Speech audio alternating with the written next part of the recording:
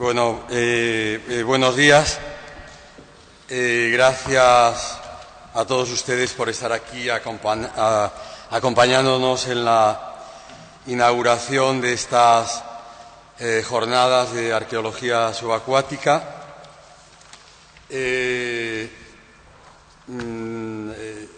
Yo decirles que para mí es un tema muy especial, muy querido, todos los temas de arqueología y de patrimonio, al que cuando tuve la oportunidad de ponerlo en práctica así lo hice. Y Jesús García Calero fue testigo excepcional de aquella batalla de la que él fue quizás el mejor cronista, narrador, intérprete y apoyo. Porque me refiero al caso del Odisei, que desde el Ministerio iniciamos toda la intervención jurídica. Era algo más que reivindicar un patrimonio que pertenecía a nuestro país. Era reivindicar el honor, era reivindicar un pecio que tenía bandera española y que seguramente también estaba en aguas españolas. Algo arduo, complejo, y si han leído incluso Wikileaks, allí aparecen las conversaciones, varias conversaciones que el embajador de Estados Unidos de entonces mantuvo conmigo y que queda muy a las claras lo que yo pensaba y lo que yo hice. Por lo tanto, cuando Jesús nos propuso a la Casa del Lector hacer estas jornadas, no solo tuvo todo nuestro consenso y aprecio, sino que yo lo consideraba algo necesario el llevarlo a cabo. No voy a robar más espacio, voy a decirles que me acompañan Teresa Lizaranzu, presidenta de ACE, José Antonio González Carrión, director del Museo Naval de Madrid.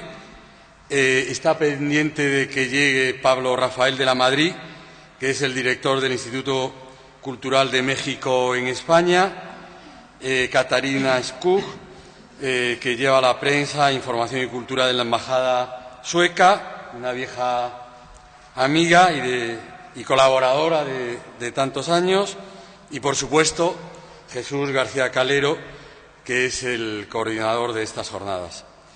Yo, en primer lugar, agradeciéndole su presencia, le voy a ceder la palabra a Teresa Lizaranzu. Muchas gracias, director, una vez más por acogernos en la Casa del Lector.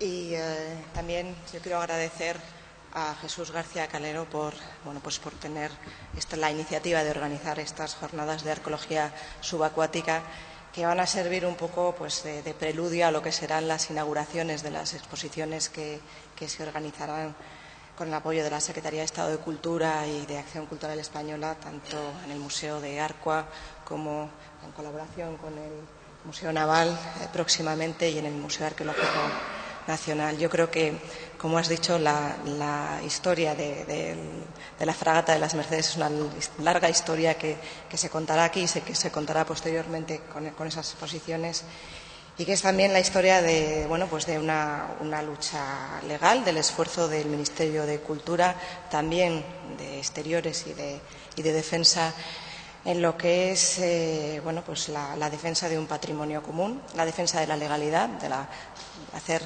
vigente esa convención de la UNESCO de 2001, que parece que también se cuestiona o se pone en tela de juicio en algunos países hoy en día, y que digamos que estas jornadas también tienen que servir no solamente para recordar esa historia digamos de la fragata de las Mercedes, sino también esos otros pecios que siguen aún hundidos y que tienen que seguir siendo protegidos y defendidos por parte de todas las autoridades.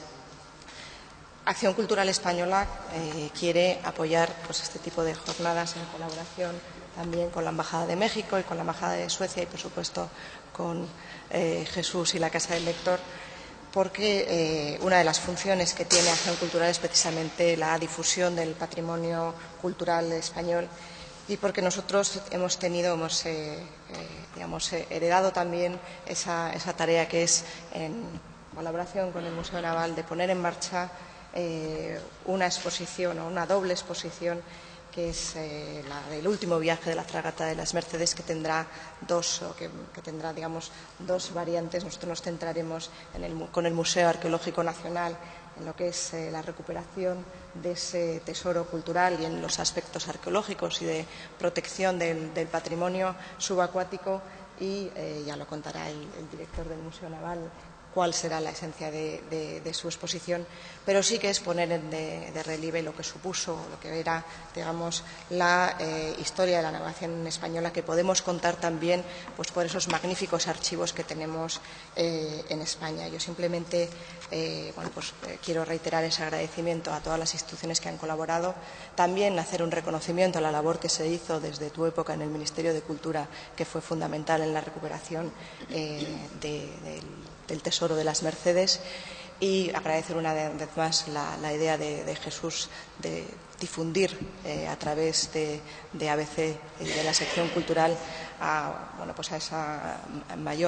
ese público aún más amplio lo que es nuestra historia y lo que es la importancia de seguir apoyando lo que es la protección del patrimonio histórico-cultural español. Muchas gracias. Director.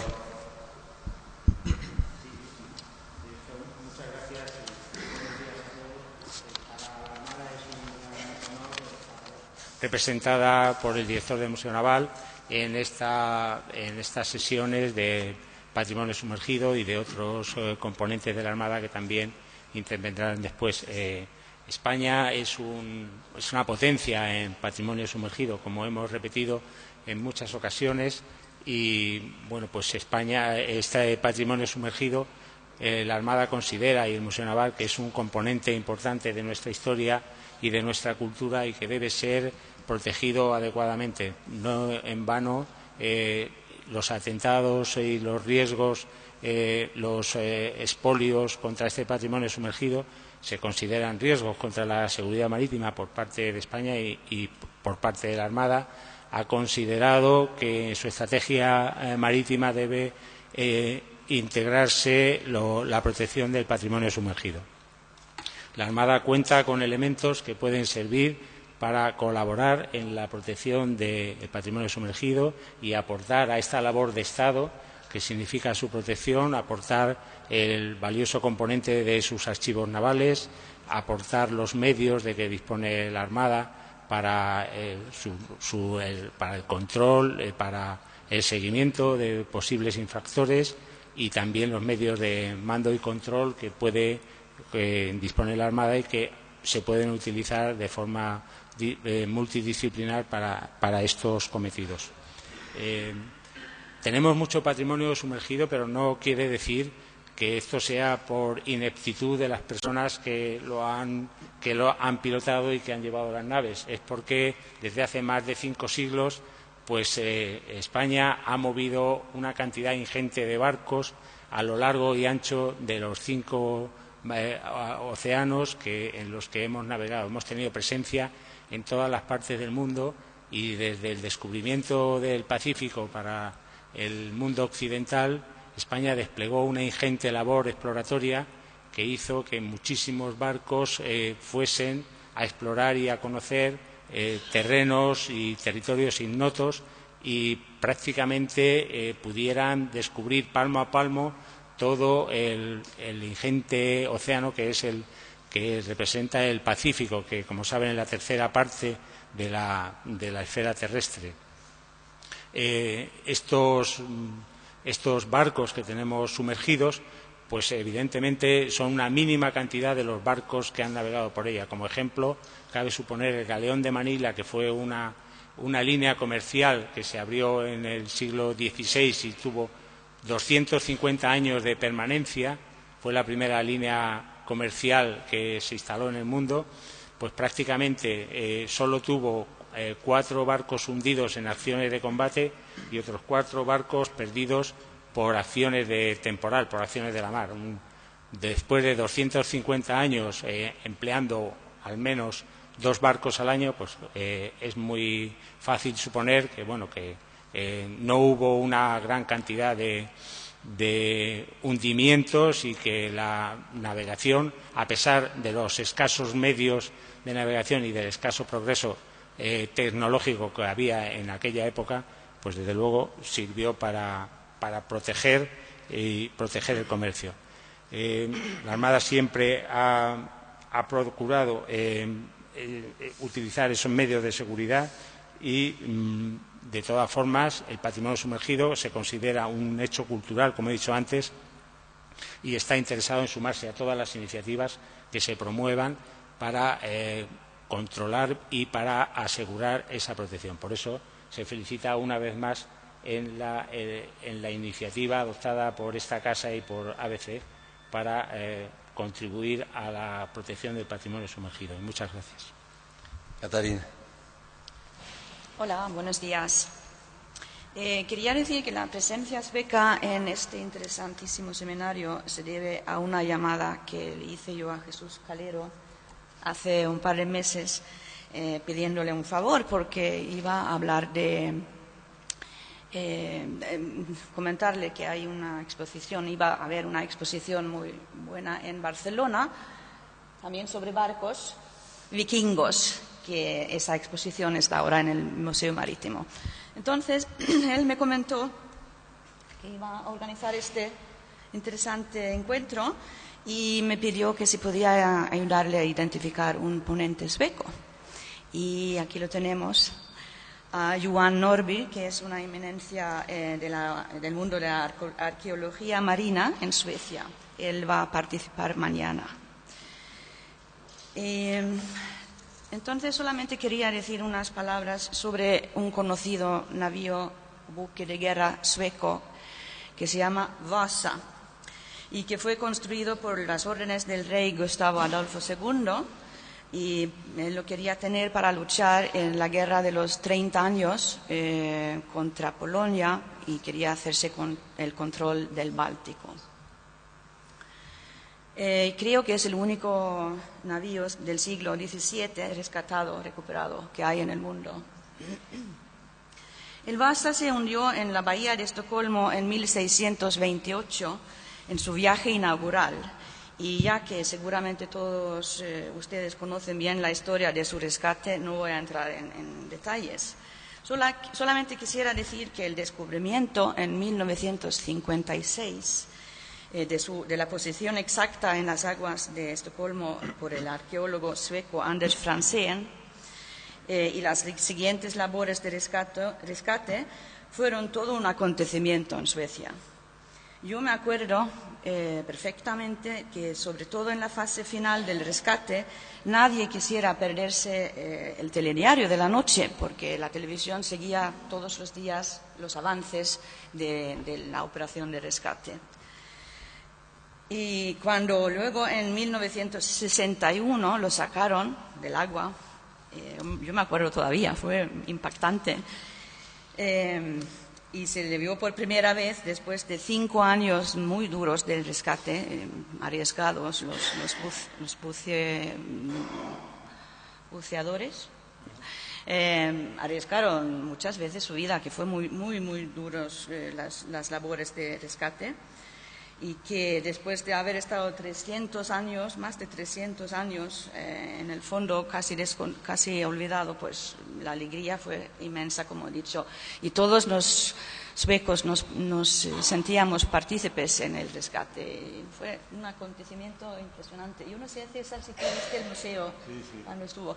Bueno, fue rescatado y le hicieron un museo especial para albergarlo. Y durante muchos años, o varios años después, fue tratado muy especialmente con unos líquidos especiales y con agua. Estaba siempre regándolo para que no se secara. Y fue perfectamente protegido y reconstruido. Se dice que el estado es asombroso de su conservación se debía a la baja salinidad del agua del Báltico. Y se quedó además en el fango y eso ha ayudado a su buen estado. Y para terminar voy a hacer un poco de propaganda para la marca sueca y recomendarles realmente que si van a Suecia y a Estocolmo que vayan a visitar el museo, que es el museo más visitado en los países escandinavos, con más de 1 millón de visitantes al año. Jesús. Muchísimas gracias. Muchas gracias, querida presidenta de Acción Cultural Española y directora general de Política e Industrias Culturales y del Libro del Ministerio de Cultura.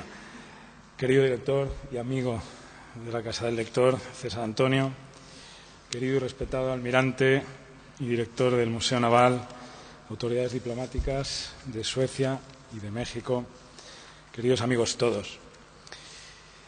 Es un momento cargado de optimismo para nosotros y para mí es una gran satisfacción poder compartir esto con todos vosotros.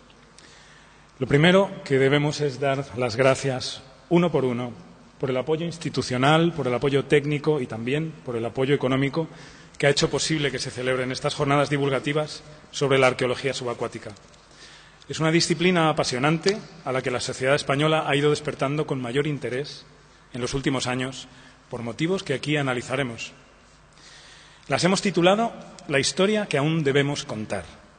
Dejadme que lo explique brevemente, no sin antes agradecer especialmente a Javier Noriega, arqueólogo malagueño de la empresa Nerea y representante de la Fundación CIO, la ilusión que ha puesto en compartir los trabajos de preparar estas jornadas desde sus inicios y también a la Casa del Lector por acogerlas. Las jornadas nacen con la única pretensión de reivindicar un grado mayor de atención sobre la mejor historia de nuestro país, una historia compleja cuya melodía principal todos recordamos, si entendemos esa melodía como la memoria somera de la intensa vida que España tuvo en ultramar, sobre todo en la época moderna, de la historia y los tópicos del imperio en el que no se ponía el sol, a los otros tópicos de la leyenda negra. Todos sabemos tararear esa canción. Pero no somos conscientes de que nada de aquello hubiera sido posible sin el alarde científico y tecnológico y el esfuerzo colectivo que países como España y Portugal en el principio supieron poner en pie, bien sobre el agua, y mantener durante más de 300 años en el caso de España. Una complejísima organización que no se acomoda a tópico alguno y supo trazar caminos y rutas sobre un océano desconocido, para que ya nunca lo fuera. Sin ciencia no habría habido astronomía, ni geodesia, ni latitud, ni longitud exactas. Los astilleros no habrían sido capaces de botar máquinas que transportasen con vida a 500 hombres desde Acapulco a Manila o desde Lisboa a Goa. Desgraciadamente, muy poco se ha investigado todavía de esta realidad naval de nuestra historia y hay quien la desprecia, dilatando sin saberlo la influencia de los tópicos de la leyenda negra. Esa situación de olvido y desmotivación es la que estas jornadas sueñan con cambiar, porque creemos que ahora sí se puede. Lo cierto es que nos falta mucha información todavía. El desafío es devolverle a esta gran historia una memoria completa y en toda su complejidad, desarrollar por medio de la investigación arqueológica del mayor nivel científico un relato que nos devuelva esta historia sin contar, que se tragaron los mares.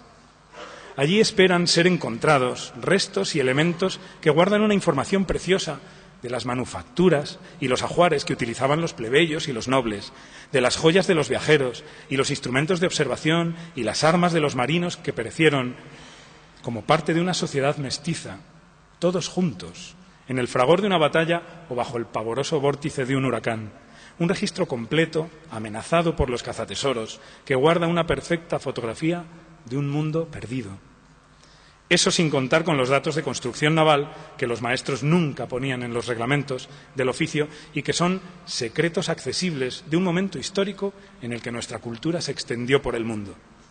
Muchos que ya han meditado sobre ello entre nosotros y algunos de los que en otros países se han puesto manos a la obra en este empeño hablarán estos días. Conoceremos una visión que se apoya en las ideas y experiencias sobre cada asunto que nos aportan miembros de grandes instituciones culturales, administrativas e universitarias españolas. Desde la Academia de Historia, el Museo Arqueológico Nacional, pasando por el Museo Nacional de Arqueología Subacuática, el CSIC, el Museo Naval, el Instituto Oceanográfico, la Universidad Autónoma, la Cátedra Naval, entre otros. A ellos se suman desde el extranjero las visiones de la agencia francesa, el DRASM, del INA mexicano y del INA de la Universidad de Texas, así como el MARIS de la Universidad de Södertörn, la Universidad sueca. A todos ellos aquí quiero darles las gracias personalmente por acudir. Lo mismo que a escritores como Arturo Pérez Reverte, académico de la Real Academia Española, que en unos minutos abrirá estas jornadas.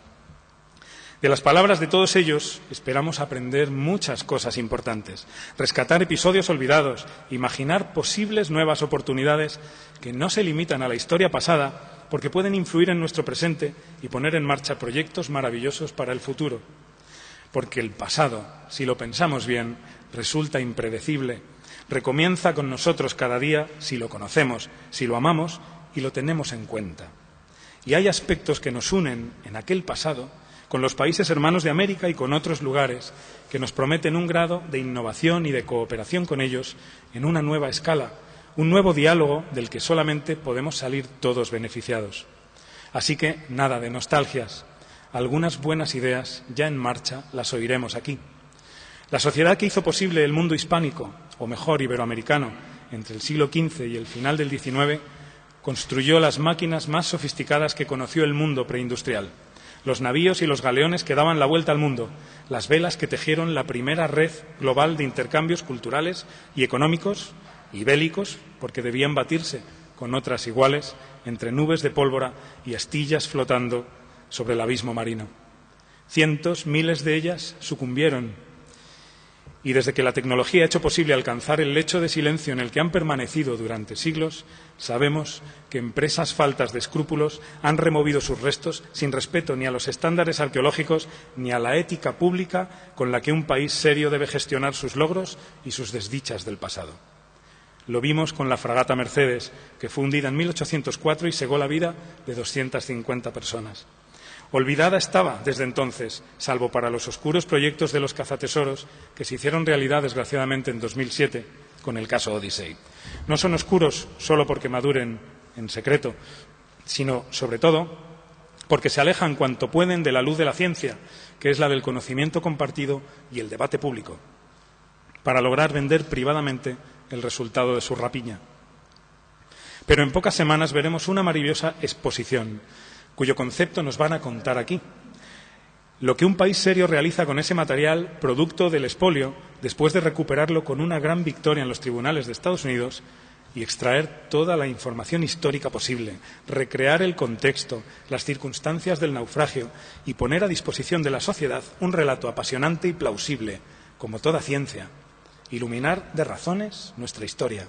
Ahora bien, si eso lo hacemos con un material cuya extracción fue tan violenta y que se llevó de contrabando a Estados Unidos, ¿qué no podríamos soñar con hacer si fueran nuestros científicos, algunos de los cuales están hoy aquí, quienes planean, deciden y proceden a investigar desde el principio un naufragio, el contexto y tal vez los restos, uno o varios de aquellos barcos de línea o uno de Lepanto, de la Gran Armada, de Trafalgar, un galeón?